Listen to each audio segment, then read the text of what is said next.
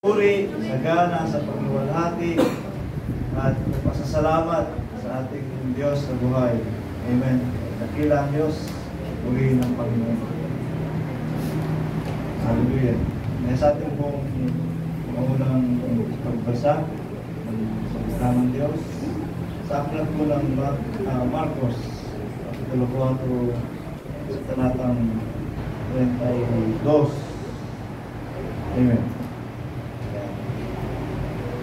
Sulat, gayon may pagkatanim ay tumataas at lumalaki ng higit kaysa lahat ng mga gulay at nagsasanga ng malalabay. Ano ba't ang mga ibon sa langit ay mga kasisilong sa kanyang lilig. Amen. Praise God. Itong talatang ito ay magpapahayag patungkol sa isang napakaliit na binhi. Amen. Yung mustasa. Amen. Kala ko mustasa ay parang pechay, di ba? Pero dito, parang pechay. Di ba yun ang mustasa? Pero dito sa kanila pala, puno. Puno. Ewan. Sa English, tingnan nga natin sa English. 31. Tingnan natin. Verbs. It is like a grain of mustard. Mustard ko talaga mustasa. Kasi sa itong tinatalakay ng Biblia, malaking puno, naging puno. Pero yung mustasa natin, yung parang pechay nga. It's like a grain of mustard seed, which when it is sown in the earth, pag itinanim siya, is less than all the seeds that be in the earth. Pinaka-maliit na butil sa buong mundo. Amen? Sa lahat ng mga binhi, pinaka-maliit. Amen? Itong buto ng mustasa. Mustard seed. Amen? Pero ang mustasa dito sa atin, hindi nga ganun kalaki na lumalaki. Amen? Nagaya ng definition ng Biblia. Pero ito ang ibig sabihin nun. Ang buto, ang mustard seed ay hinalintulad sa isang binhi. Amen? Puntahan natin ang ibang talata, ang pagpapahayag doon, yung the parables of the sower. Amen? Yung maghahasik, yung butil ng magsasaka na kanyang daladala ang siyang salita ng Diyos. Amen? Yung binhi na kanyang dala ay siyang salita ng Diyos. So, ganun din ang simbolo ng talatang ito, na ang buto ng mustasang ito na pinakamaliit ay sinisimbolo sa salita ng Diyos. Sabi niya, pinakamaliit sa buong sanlibutan. Ngunit pag ito'y itinanim, 32, Tagalogin na natin. Amen. Gayon may pagkatanim ay tumataas at lumalaki ng higit kaysa lahat ng mga gulay at nagsasanga ng malalabay. Ano pa? Ang mga ibon sa langit ay mga kasisilong sa kanyang lilim. Amen. So, sinimbolo yung buto ng mustasa sa salita ng Diyos. Amen. Na kung ating itatanim sa ating puso, ito ay tataas, ito ay lalaki ng higit pa sa anumang gulay. Kasi sabi niya, pero kung gulay na punong gulay yaman yan, hindi pwedeng makasilong ang mga ibon. Amen? Puno ng kamatis, maliit lang. Puno ng talong, maliit lang din yan. Ano bang gulay ang lumalaki? Papaya, malaki rin. Pero hindi yung gulay, prutas yun eh. Amen? So, wala talagang tawag nito, wala talagang gulay na kasing laki ng puno na pwedeng silungan ng mga ibon. Kaya ito ay sinimbolo sa salita ng Diyos. Napagka ang butong ito, ang binhi na ito, ang salita ng Diyos na ito ay itinanim sa atin, ito ay lalaki, ito ay yayabong, lalago, ang sabi niya doon. Amen? So pag ito ay lumaki, yumabong, lumago, surely it will bring fruits. Amen? Magbubunga ito ng marami. Aanihan ito ng marami. Amen? Ano ang aanihin natin pag tayo ay nagtanim ng salita ng Diyos? Pag itinanim natin ang salita ng Diyos, ano ang aanihin natin? Mga mabubuting gawa. Amen? Mga mabubuting bagay na inilaan ng Diyos sa lahat ng mga tumatalima sa kanyang mga salita. Amen? Magsasanga ng malalabay. Na ano ba't ang mga ibon sa langit ay mga kasisilong sa kanyang lilim. Amen? Ang salita ng Diyos, pag itinanim natin sa ating puso, ito ay mamumunga. Amen? Ito rin ay lalago, ito rin ay yayabo. Amen?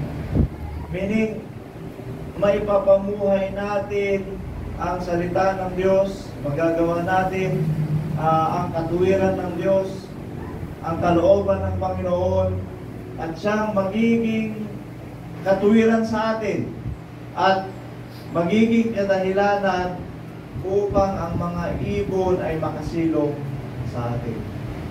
Amen? Makasilong sa atin. Ano ibig sabihin nito? Tayo ay magiging dakila kay sa kanila. Amen? Mas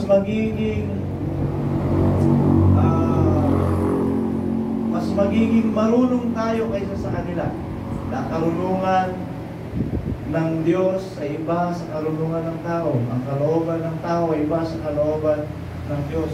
At kung kalooban ng Diyos ang sinusunod natin, ito ay dakila kaysa sa kanila. Amen. Kaya kasi nasabi ko nung nakaraan, yung unawang dumarating, kahit sino sa sanglibutan na ito na walang pagtalima sa salita ng Diyos. Amen. At tayong mga natuto sa salita ng Diyos, sila na nasa sanglibutan at hindi tumatalima sa salita ng Diyos, kahit may mga pinag-aralan sila, mas mataas ang ating kalagayan kaysa sa kanila pagdating sa Panginoon. Amen? Sila, mataas sila sa kanilang tingin, mataas sila sa kanilang sarili. May tinapos sila, may pinag-aralan sila, ngunit sa atin na mga nag-aaral ng salita ng Diyos, amen, pagdating sa mata ng Panginoon, mas mataas tayo kaysa sa kanila. Ito ang paghirang ng Diyos sa atin. Mas mataas tayo kaysa sa kanila. Amen. Mas sagana tayo kaysa sa kanila pagdating sa spiritual o pagdating sa salita ng Diyos. Pagdating sa pagtawag ng Panginoon, mas dakila tayo. Amen.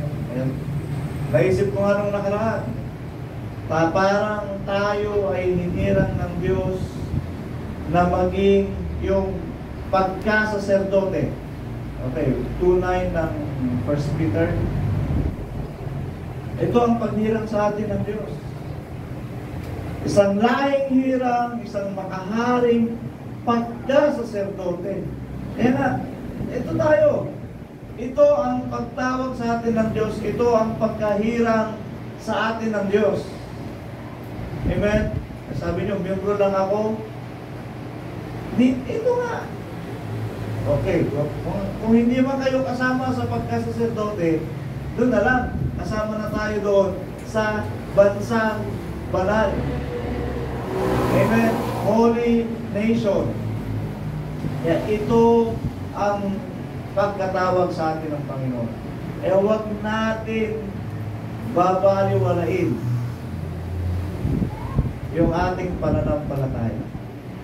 Amen? Pag mamaya kausap nyo si engineer, kung sino-sino, o kaya si attorney, nahihiya kayong makipag-usap. Na, pagdating sa harap ng Panginoon, mas mahalaga kayo kaysa sa kanila. Amen? Kaya ipakita ninyo na with confidence na kayo ay mananampalataya, na tayo ay anak ng Diyos. Amen? Ipakita nyo na tayo ay anak ng Diyos. Pagdating sa pagkahirang at pagkatawag, ito tayo. Amen? Hindi sila tinawag sa isang makaharing pagkasaserdote. Tama, marami silang alam pagdating sa batas, sa sanlibutan. Marami silang alam pagdating sa mga karunungan ng tao. Amen? Pero hindi sila ang hinirang ng Diyos sa makaharing pagkasaserdote. Hindi sila. Tayo. Hindi sila ang hinirang na maging bansang banal.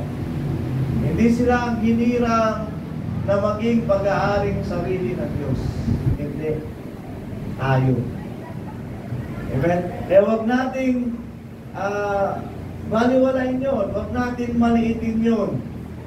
Mas mahalaga tayo kaysa sa kanila. Amen? Huwag niyong mamaliitin din yung sarili ninyo. Huwag ninyong ibababa masyado yung sarili ninyo. Magpakababa tayo, tama. Pero huwag niyong ibaba naman yung sarili niyo na parang kawawang-kawawa pagdating sa harap ng mga hindi mananampalataya. May pakita nyo sa kanila, anak ka ng Diyos. May pakita mo sa kanila na mayroon tayong nakatakdang paghirang ng Diyos, na tayo ay ibibilang ng Panginoon sa isang bansang banal. Amen? Sila nga ng mga hindi mananampalataya. Sabihin mo lang, siguro, huwag mo naman sabihin sa kanya, no? Ilagay mo lang sa isip mo. Palil. Parang pagmamalaki. Parang magbuburak rin sa mundo. Huwag yung sabihin sa kanila.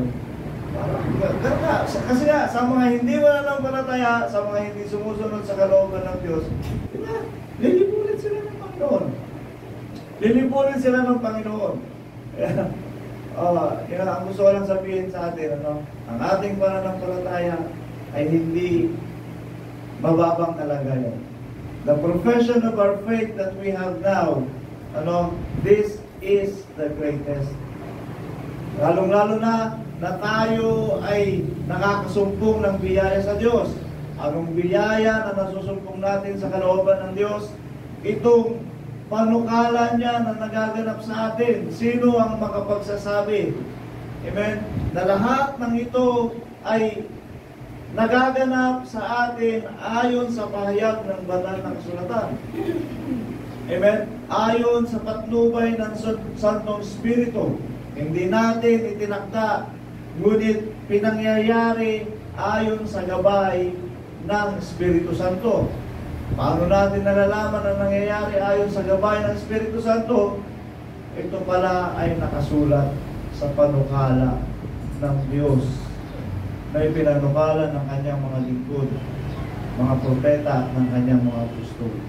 Amen? So, yung pagkahirang sa atin ay nandun na. Ito na. Amen? Ito na. Kaya huwag tayong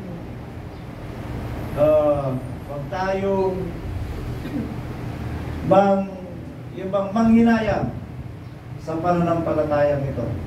Amen? Huwag tayong manghimagod sa paglingkod sa Panginoon. Amen? Although sometimes, dahil sa pananampalataya, may mga opportunity na parang lumagpas. Kasi nga dahil sa pananampalataya. Amen? Magre-relamang yan. Mga kapatid natin sa Sitam, from abroad, umuwi na. Umuwi na dyan. Doon na nag-stay.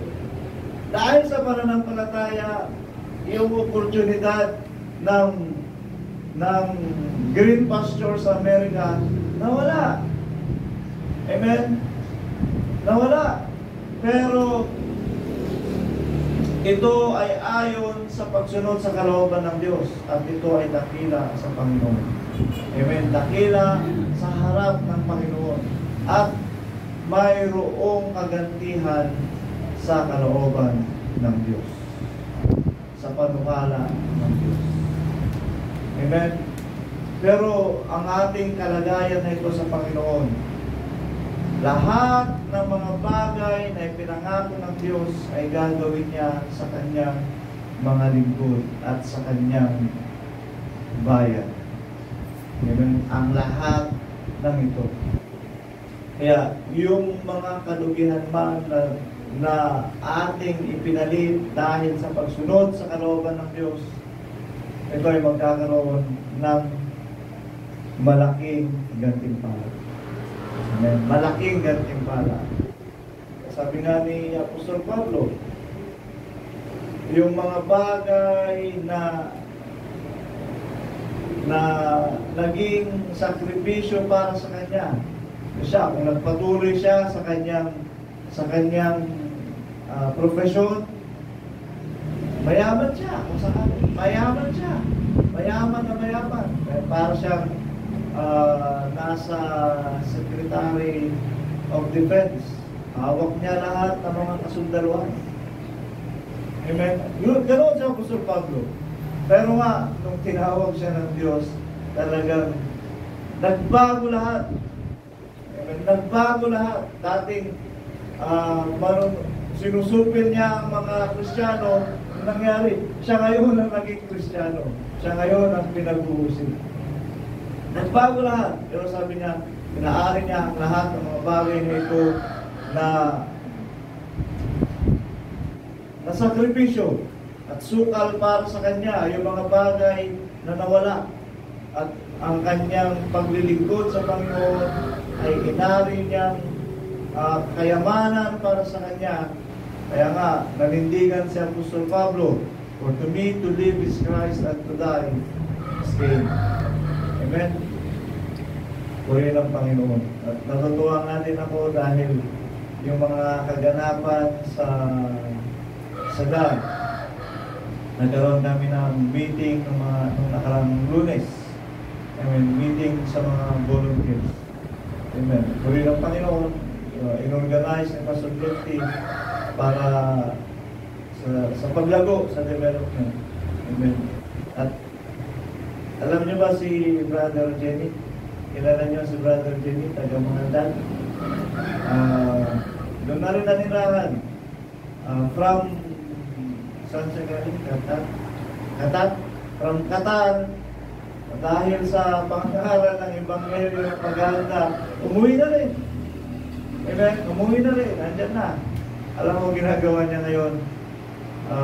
Naghahanap ng mga sariwang damo. Pero kita nun sa Qatar, ang laki. Pinakapalit na yun. Ayaw na rin bumalik. May pagkakataon pa. Hinahanap siya ng mga katrabaho niya dati at yung amo niya. Ayaw na. Amen. Masaya na siya doon. Hinahanap na ang trabaho niya ngayon. Naghahanap ng mga sariwang damo. Amen. Kumukuha ng damo para ipakain sa mga alaga niyang hayop. Ang dami niyang hayop na alaga. Ayun na, masaya na siya doon. At yung mga sakripisyong ginawa niya ay nilubos-lubos na niya. Kaya nung meeting namin nung nakaraan, kaya sabi niya, volunteer siya sa church para sa anumang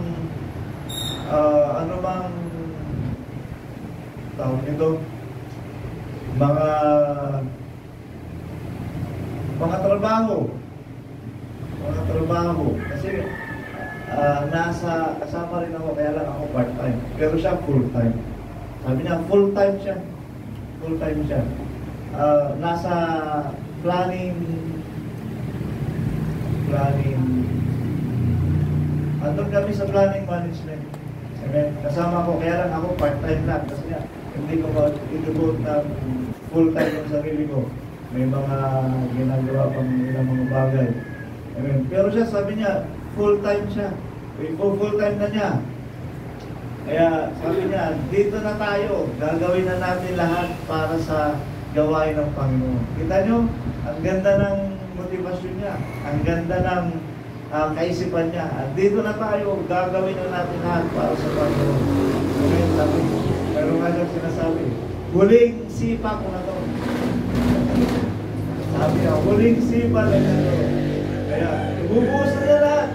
Amen. Lahat ng kakayahan niya, lahat ng karunungan niya ay i-contribute na niya, i-share na niya, itutulong na niya para sa gawain ng Panginoon. Full time yun, ha? Amen, full time. At wala pang, sa ngayon, wala pang bayad talaga. Talagang sarili niya, isang sakripisyo niya, karunungan niya, kaalaman niya, mga kakayahan niya, para kung ano man ang mapagkaisahan at pagtutulungan para sa paglago ng church. Amen. Church spiritual, at the same time, paglago din naman sa financial, kung anong mapagkaisahan upang magkaroon ng income, mag-generate ng income ng church. At ganun ang kanyang devotion ngayon. Ganun ang kanyang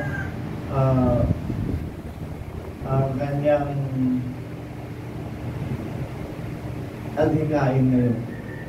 And then, sabi niya, ibubuhos na niya kung lakas niya sa sipang ito. Ang galing, ano? Parang, ito na, hanggang mamatay, doon na siya. Nilibot na niya yung sarili niya sa gawain na ito. Kaya puri ng Panginoon, naka-inspire. Amen, nakahanga yung ganong mga kaisipan. Kaya puri ng Diyos. Ganon din sa atin. Huwag tayong manghinayang sa kung ano man ang mga oportunidad na nawala. Kung ang kapalit nito, tayo ay maglilingkod sa Panginoon. Huwag natin panghinayangan. Dahil ang kapalit nito, ang kaluwalhatian na hindi natin makikita sa sanlibutan na ito, ang ibibigay ng Panginoon para sa atin. Isang kaisipan na hindi natin malirik. Amen. Higit pa sa ating hinihingi, higit pa sa ating inaasam, ito ang ibibigay sa atin ng Panginoon. Amen. Kaya ang pananatili natin sa kalooban ng Diyos ang siyang magdadala sa atin upang gawin ang kalooban ng Panginoon. Kaya nga yung talata na binasa natin nung nakaraan, 2 Corinthians chapter 3 verse 3. Amen. Napaganda, yamang nahahayag na kayo'y sulat ni Kristo. Galing, di ba? Tayo ay sulat ni Kristo. Ibig sabihin, yung mga ipinanukala ng ating Panginoon sa banal na kasulatan, tayo na. Bakit? Naganap natin ang kalooban ng Diyos, naganap natin ang salita ng Diyos. Amen. Na pinangasiwahan namin, hindi sinulat sa tinta, kundi ng Espiritu ng Diyos na buhay, hindi sa mga tapyas na bato, kundi sa mga tapyas ng pusong laman. Amen. Tayo na ang sulat ni Kristo. Amen. Ikinamumuhay natin, nakakayag na sa atin, at kung magkagayon, ang Diyos naman ay magiging kakampi natin. If God is for us, who can be against us? Amen? Kaya nasa atin lamang kung paano natin titimbangin yung mga bagay na nasa harap natin. Ano ang ating pipiliin? Amen. Ano ang ating uunahin? Ano ang ating pangyayarihin sa ating mga unahan? Amen. Ang isang parte, masusunod mo ang kalooban ng Diyos. Ang isang parte, maghihiwalay sa iyo sa kalooban ng Diyos. Amen. Sa atin, alam na natin ang katuwiran ng Panginoon. Alam na natin ang salita ng Diyos. Gawin natin, o piliin natin ang isang bahagi na kung saan maganap natin ang kalooban ng Diyos. Upang hindi tayo mahiwalay sa mata ng Panginoon. Hindi tayo mahiwalay doon sa kapangyarihan ng Diyos. Dahil pag tayo na mahiwalay sa mata ng Panginoon, wala nang pakialam ang Diyos sa ito. Amen? Magagawa mo ang gusto mo, yayaman ka, palangin, magagawa mo ang mga bagay, ngunit hindi sa kalooban ng Diyos, wala sa kapahintulutan ng Panginoon. Amen? At ano ang mangyayari pag wala ka sa kapahintulutan ng Panginoon? Baka magaya kayo doon kay Lot. Amen? At least si Lot pinagsabihan pa. Amen? Pinagsabihan pa. Purihin ng Panginoon. Tayo po ay magsasayo magaling. Amen. Kaya itanim natin ang salita ng Diyos sa ating mga puso upang ito lumabong, lumago at magawa natin ang kalooban ng Diyos. Amen.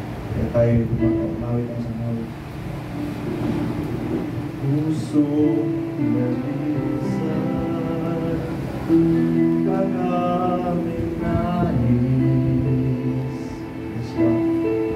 Bighayin mo, Diyos, para sa pinulog sa Panginoon. Ang banal po rin ko, Diyos, sa umagang ito. Ang aming pagdulog sa iyo, ang aming pagsamba, ang aming pagpupuri, ang aming pagluwalhati, ang aming pasasalamat, pagdakila sa iyong makapangyarihang gawa, ang siya naming karampatang pagsamba sa iyo sa oras na ito.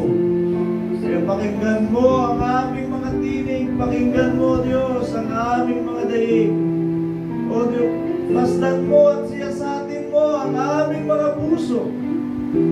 At makikita mo, Panginoon, ang aming pagkakatiwala sa iyo ng lubos.